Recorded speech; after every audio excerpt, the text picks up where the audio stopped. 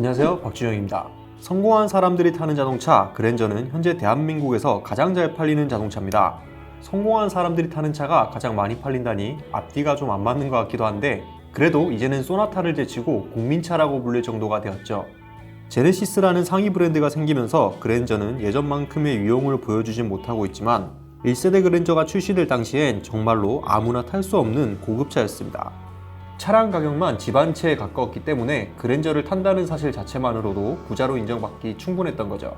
그때 그 시절 그랜저는 얼마나 대단한 자동차였을까요? 현재 절찬리에 판매되고 있는 현대 그랜저는 6세대 IG 모델의 페이스리프트 버전이죠. 매달 국산차 판매량 1위를 기록하고 있습니다. 워낙 인기가 많고 또 많은 사람들이 그랜저를 타고 있다 보니 성공한 사람들이 타는 자동차라고 하기는 좀 애매한 부분이 있지만, 그래도 여전히 대한민국에서 그랜저는 아무나 쉽게 탈 수 있는 자동차는 아닙니다. 가장 저렴한 모델도 취등록세를 포함한 실구매 가격은 3천만원대 중반이며 최고 사양은 5천만원에 가까운 금액을 자랑하기 때문이죠. 일반적인 직장인이 이 정도 금액을 투자하는 것이 말처럼 쉽지 않다는 건 경제적 여력이 있는 사람이 아니라면 대부분 동의하실 겁니다. 지금의 그랜저는 어느 정도 여유가 있으면 도전해볼 수 있는 자동차지만, 약 30년 전인 1986년 등장한 1세대 그랜저는 출시될 당시 정말 부자가 아니라면 구매할 수 없는 그런 고급차였습니다. 지금의 제네시스 G90이나 벤츠 S클래스와 맞먹는 위용이라고 해도 과언이 아니었죠. 1세대 그랜저는 미쯔비시와 공동으로 개발하여 만들어낸 차량입니다. 80년대 당시 현대가 판매하던 고급 세단 그라나다는 끝물이었고요. 88 서울올림픽을 앞두고 새로운 고급차를 출시하기 위해 그랜저를 만든 겁니다. 온갖 첨단 사양들을 대거 탑재했고요. 차량 가격이 집 한 채에 달했으니 분명 지금 판매되는 그랜저와는 다른 위상을 자랑했습니다. 90년대로 올라가 보면요, 1세대 그랜저는 수입차에도 대항할 수 있는 고급차였습니다. 국산차 최초로 컴퓨터 조절 오토 에어컨이 들어갔으며 풀 플랫시트, 사륜 벤틸레이티드 디스크 브레이크, 슈퍼 밸런스 서스펜션, 풀 도어가 적용되어 당시 고급차로 활약하던 대우 로얄 살롱 슈퍼를 단숨에 밀어내고 국내 대형차 시장의 최강자로 등극했습니다. 1세대 그랜저가 절정을 찍었던 89년 9월에는 최대 출력 164마력을 발휘하는 V6 3.0L 엔진을 적용한 6기통 모델도 출시하여 최고급 세단으로서의 명성을 이어갔죠. 현재 판매되고 있는 국산차에서도 볼 수 없는 에어스프링 서스펜션 ECS를 탑재했다는 점이 좀 놀랍기도 하죠. 아파트 한 채 값이었다는데 가격은 얼마였을까요? 90년 기준으로 5단 수동 변속기를 장착한 기본 모델이 1,790만원, 4단 자동 변속기를 장착한 모델이 1,890만원이었네요. 상위 등급인 2.4는 2,220만원이었으며 최상위 등급인 V6 3.0은 2,930만원이었습니다. 당시 판매되던 1988년식 소나타가 906만원부터 1,206만원 사이로 판매되었으니 그랜저 풀옵션은 소나타의 세대값이라고 생각하시면 됩니다. 35년 전 국내 최고 분양가를 기록했다는 강남 서초 삼풍아파트 32평 분양가가 그랜저 가격과 비슷했으니 말 다 했죠.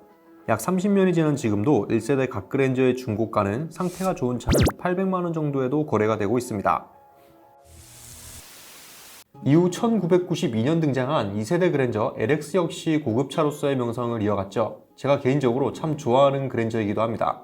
본넷과 트렁크가 일자로 쭉 뻗어 있어 90년대 고급차의 느낌을 물씬 풍기는 디자인이죠. 2세대 그랜저 역시 미쯔비시와 공동으로 개발하여 일본에서는 데보네어로 판매가 되었습니다. 첫 출시 땐 2.0, 2.4 시리우스 엔진과 1세대처럼 V6 3.0 엔진을 탑재해서 판매했는데 추후 최상위 트림인 V6 3.5 엔진도 추가가 되었습니다. 이 시절 그랜저 3.5 모델은 후방 엠블럼이 금색으로 V6 3500 각인이 되어 있었기 때문에 정말 멋있었던 그런 기억이 납니다.